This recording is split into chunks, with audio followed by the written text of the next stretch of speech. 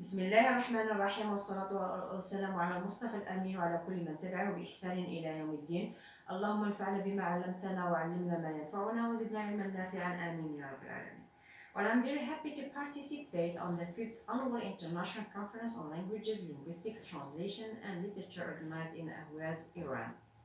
My thanks go to the conference organizer, Professor Dr. Hussein Fazili. Also, special thanks go to the conference committee and all persons who participated and succeeded in making the conference true.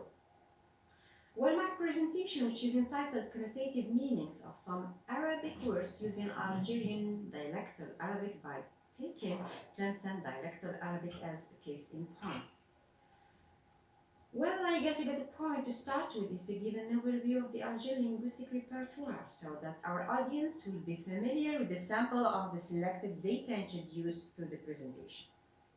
So Algerian people speak Algerian dialectal Arabic with more than 50 accents in addition to 17 Tamazight or Berber varieties spoken in some parts of Algeria, mainly in Sahara, the middle of Algeria, and in Shawia, which is located in the east region.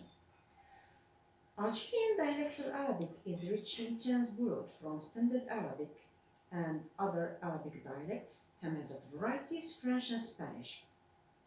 Modern Standard Arabic is used in formal settings, while Algerian dialectal Arabic and French are employed in informal settings, although French is also favored in formal context. For this reason, it is still used in Algerian administration and employed in academic settings, mainly in higher education. In fact, digging deeper on the issue is not our cup of tea, since the main concern of the paper is connotational drifts of some words, forms which are borrowed from Standard Arabic and other Arabic dialects and other languages and used in Algerian dialectal Arabic. In fact, there are some terms and sentences and forms which are also found in Arabic dialects and have changed semantically and acquired connotative meaning, or the opposite, their connotative meaning is no longer used. A good example is Allah yakhlik, which is also found in other Arabic dialects, while in the Algerian context is employed as a polite form. Hence, this study aims to shed light on the nature of the connotative meaning, or more precisely, connotational drift or shift of these words or these forms. It also aims to explore the origins of these forms or words. To realize these research objectives, the following research questions are set as follows. Are Algerian people aware of the connotative meanings of some Standard Arabic words borrowed to Algerian dialectal Arabic? What are the attitudes of Algerian people towards the daily use of these words and forms? As far as the literature review is concerned, so to the researchers' knowledge, no studies in English were conducted as far as the semantic change of some Arabic words in Arabic dialects in general and Algerian dialectal Arabic in particular. So through this study, we introduced semantic change in Arabic language, mainly some definitions. We also introduced semantic change theories, focusing mainly on Stan's empirical system. Why Stan's empirical system as an approach for the paper? Since this model links semantic changes to linguistic and non-linguistic factors. It also stresses the point that people attitudes represent a factor that leads to semantic change of some words. That is to say, some words may acquire connotative meaning due to the people's attitudes which have changed towards the use of these words. So through the study, we will not focus on semantic change of the words or the forms, but rather on what's called connotational drift or shift, which takes place after the attitudes of people change towards a given word or a given form. For data collection, the researcher collected data in a region which is located in the west of Algeria, mainly Tlemcen town. So we collected data through the use of a semi-structured questionnaire which was distributed for 66 participants. By the way, here I want to thank or to express my special thanks to all those who contributed in data collection, mainly teachers from the Department of Arabic Language in Tlemcen University. The researcher also made a corpus-based analysis of a set of selected words to check their connotational drift. As far as here, so this is concerning the methods, the participants and the instruments. Let us move to the findings. So as far as the findings are concerned, and according to the analysis of the questionnaire, most of the words or the forms which have connotative meanings are linked to congratulation, compliments, and requests. It means that they are used as polite forms or to express here congratulations compliments, and requests. As far as the Algerian people use of these expressions, so Algerian people use these expressions to share compliment and even requests, as the examples in table 1 show. So here, for example, they use Mujahrabi with the percentage of 48. They also use برحمة الوالدين with 6%, and Allah يشد from Hima with a percentage of 12%. And so the most used expression according to our analysis is Mujahrabi. This does not mean that these words have connotative meanings, but here we want to show that Algerian people use these expressions or these forms are the most used forms to express compliments. Let us now move on to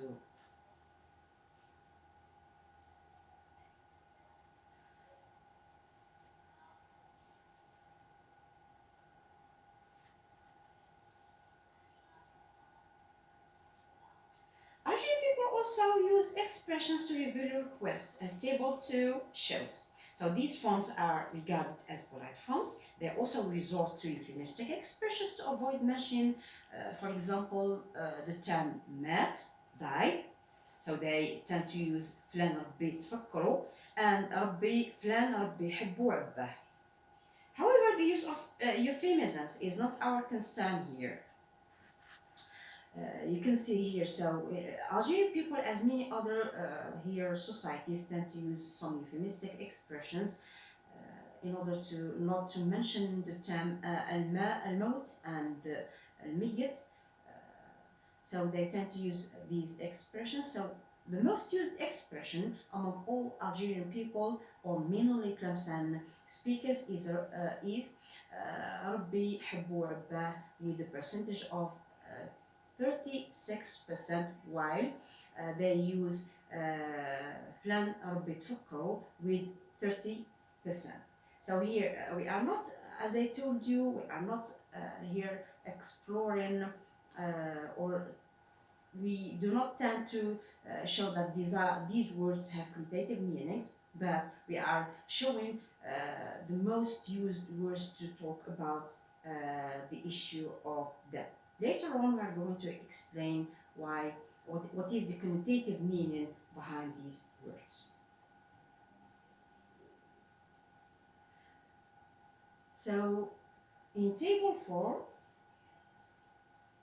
through this question, we aim to test the speaker's knowledge on the origin of some expressions, while the second question is answered after we explain for the speakers or for the participants here the origins or the hidden meanings of some words. So although we have explained for the speakers or the participants the hidden meanings of a set of words, here their attitudes remain as they are. Some of the participants claim that there are some words which were originated from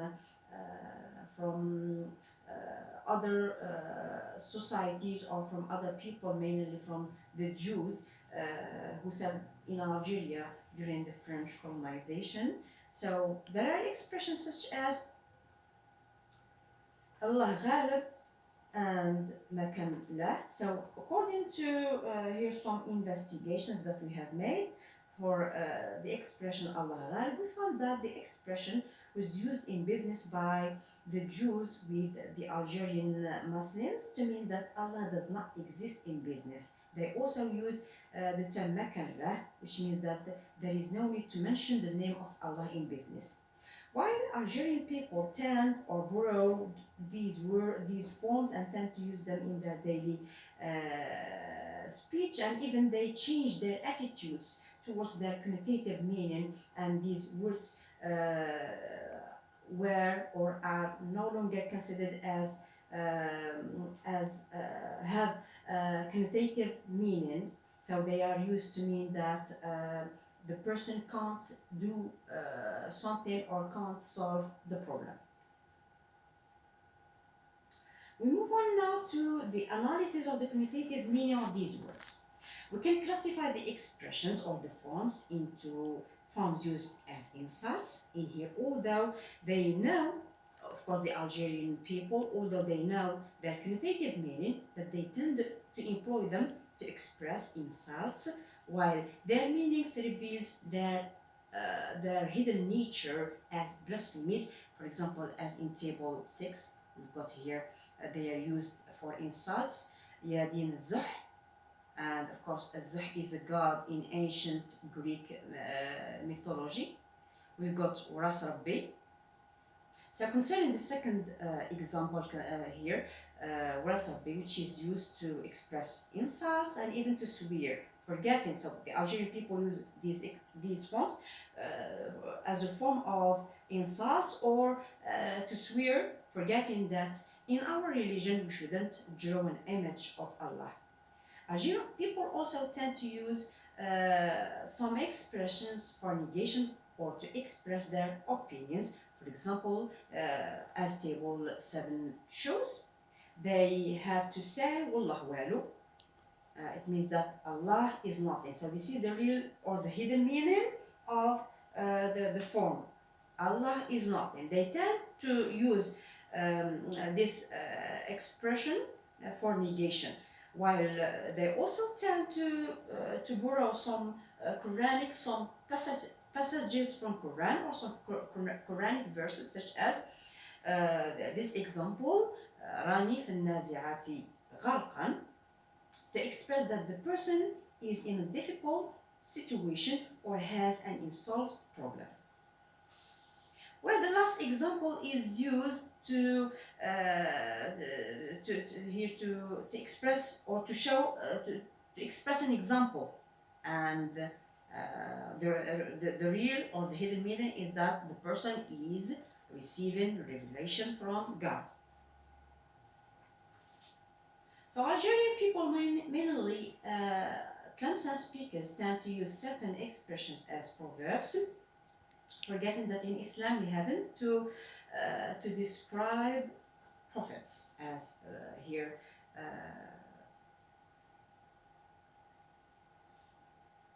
this example these examples shows.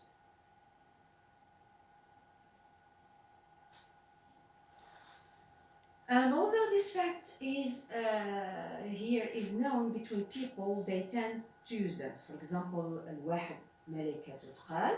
So we can't refer or describe God or angels or prophets in our religion. And although they know this fact, they tend to use such expressions. For example, ربي يعطي اللحم للحم اللي ما عندوش السنين. This means that Allah doesn't realize equality between people in giving them things. While the last example is used to show that we can depend on another person after God. نتكل على الله وعليك or نتكل عليك. It means that I can depend on you after Allah. So these are, or there are other expressions that are also found in Algerian dialect or Arabic and used to mock people's status. Some of these expressions were used to describe our Prophet Muhammad. and his wife, for instance, they use the term Aisha وبندو. So these expressions were introduced by the Fatimiyin, during their arrival to Maghreb. And you got here, you have here a list of other expressions. So in addition to expressions that address Prophet and his family, there are also expressions that address the name of Allah, as table 10 shows. So if we take the first example, we should compare the goodness of Allah to human goodness. As you can see here, ربي هو المليح or المليح ربي. So in here, we shouldn't compare the goodness of God to the human goodness. While other examples address the shape of Allah, which shouldn't be addressed ربي يدبر راسه or ربي على باله اللي خلقهم حارفيهم.